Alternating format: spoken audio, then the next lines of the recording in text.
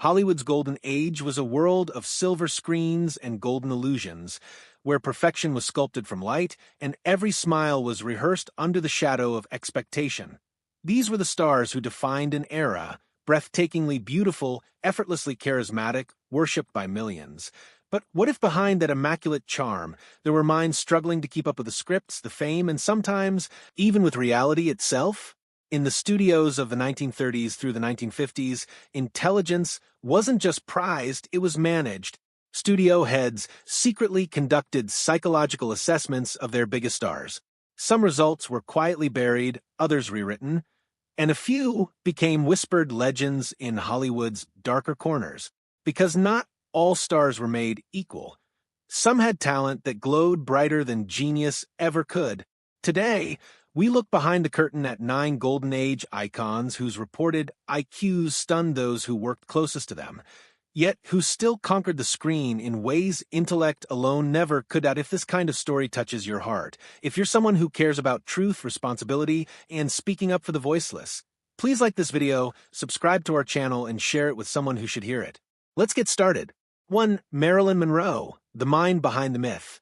She was Hollywood's eternal goddess, soft-spoken, wide-eyed, and impossibly magnetic. Marilyn Monroe was the fantasy. But behind that breathy innocence, insiders whispered something else. Marilyn struggled to read long dialogue, memorize complex lines, or even interpret subtext in her roles. Reports suggested an IQ in the low 80s, a number that shocked directors who saw her beauty as near mystical perfection.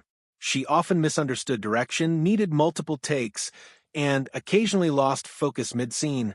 But Marilyn's genius, yes, genius, wasn't intellectual. It was instinctual. She could channel vulnerability in a way no one else could. Her sadness, her confusion, her longing, all real, all visible. She didn't act emotion, she radiated it. While critics mocked her for playing dumb, Marilyn quietly studied acting under Lee Strasberg, desperate to prove that her worth was more than curves and blonde curls. The tragedy is that Hollywood never wanted her mind, only her magic. 2. Jane Mansfield, the manufactured genius. Jane Mansfield wanted to be seen as more than a bombshell, so she claimed she had an IQ of 163, higher than Einstein's. But those who knew her laughed at the claim. Studio documents hinted her real score hovered around 84. Her supposed brilliance became a running joke, even among directors. She often forgot cues, misread lines, or lost focus entirely during long shoots. Yet, she turned those limitations into a weapon. Jane leaned into the dumb blonde stereotype until it became performance art. Her exaggerated giggles, her over-the-top poses, her self-parody, all deliberate. She made the world fall in love with her for underestimating her. Behind the glitter, Jane's story was tragic. She wanted to prove her mind mattered. Enrolling in UCLA courses, reading philosophy aloud in interviews, but Hollywood had already decided who she was. When she died at 34, her low IQ was no longer gossip. It was a ghostly metaphor for an industry that punished women for wanting to be seen as whole. 3. Tony Curtis, the handsome illusion. He was the face of suave, dark hair, smoldering eyes, and that Brooklyn accent that melted into movie perfection. But Tony Curtis' IQ reportedly fell in the low average range, around 85, and he struggled in reading comprehension throughout his career. Directors loved his looks, but lamented his lack of depth. Lines had to be simplified. Emotions had to be coached. Tony often admitted he learned by mimicry, not understanding why a scene worked, only that it did. Yet, Tony Curtis was a survivor. He grew up in poverty, fought through insecurity, and built a persona out of confidence he didn't fully feel. When critics said he lacked substance, he smiled because they were still watching. He proved that charisma could rewrite the laws of success, and sometimes the illusion is all Hollywood ever asked for. 4. Mamie Van Doren, the imitation star. Mamie Van Doren was Hollywood's third blonde bombshell, following Monroe and Mansfield.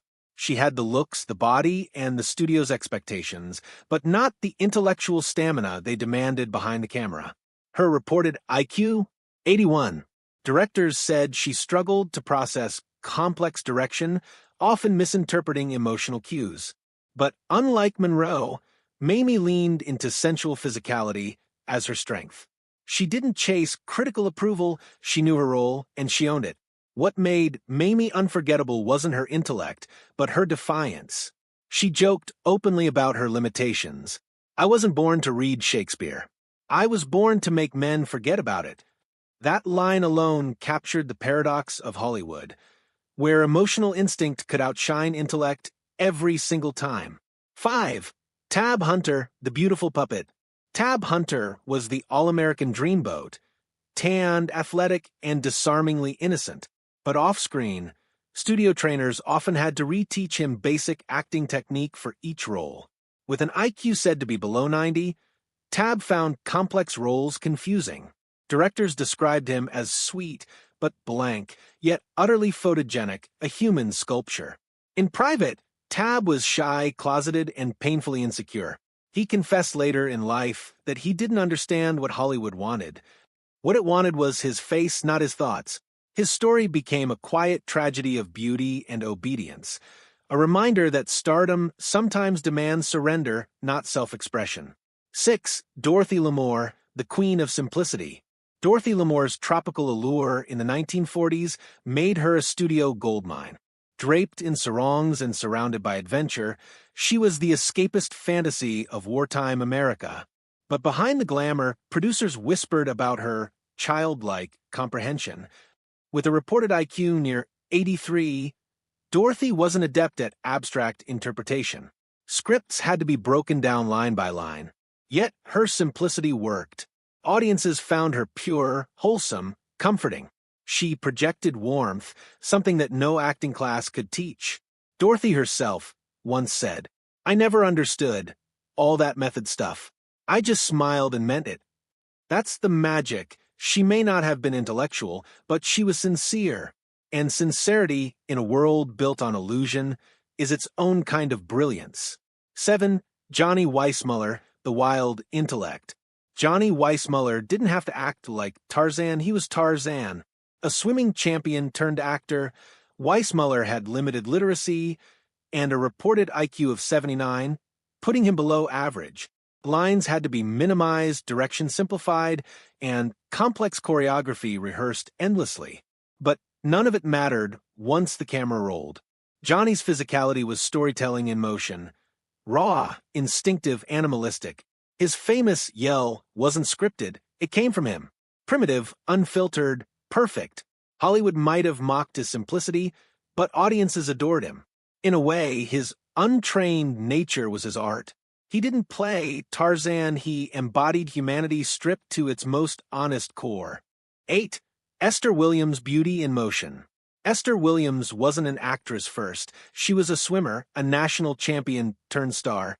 MGM transformed her into the mermaid of the screen, but off-set, the water was her safety net.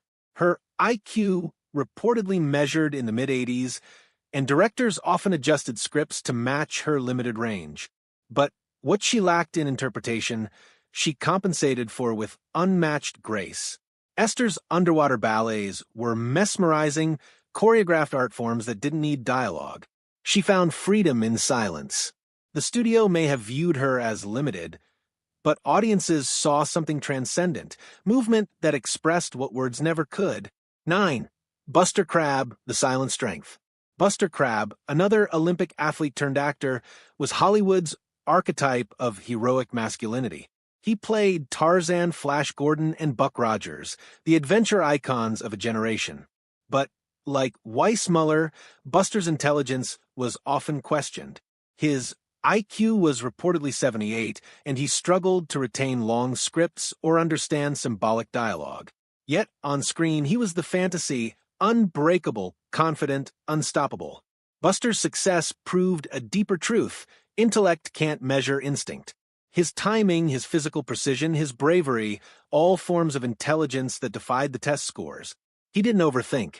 He performed. After exploring these 9 stories, one question lingers. What is intelligence? Hollywood in the Golden Age often equated intellect with sophistication. But these stars remind us that intelligence is not singular. It's not trapped in a number. There's intellectual intelligence, yes, but also emotional, creative, and physical intelligence. Marilyn's empathy was her intellect, Jane's satire was hers, Johnny's instinct, Esther's grace, Buster's timing, all unique expressions of mind through movement. The studios may have tested for IQ, but the camera measured something else: presence, magnetism, soul. And that's the form of intelligence audiences remember. But here's the darker side. Many of these actors weren't just celebrated, they were used. Studios recognized their mental simplicity and manipulated it. They controlled contracts, altered lines, dictated appearances, and sometimes even rewrote their public personas to make them seem smarter or dumber as needed. It raises uncomfortable questions. Were these individuals victims of exploitation, or were they given chances they otherwise wouldn't have had? The truth likely lies in between. Hollywood has always balanced exploitation and opportunity on a razor's edge. These stars were molded, not nurtured, sculpted into icons, but denied intellectual agency. Their limited understanding made them malleable.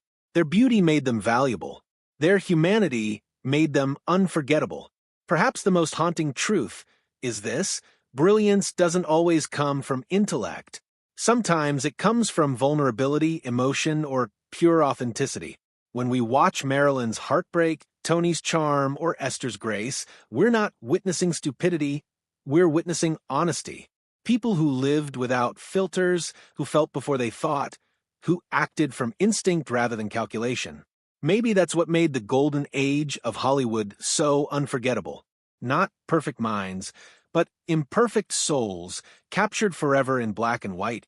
So, the next time you see one of those luminous faces flicker across the screen, remember, the camera didn't measure IQ.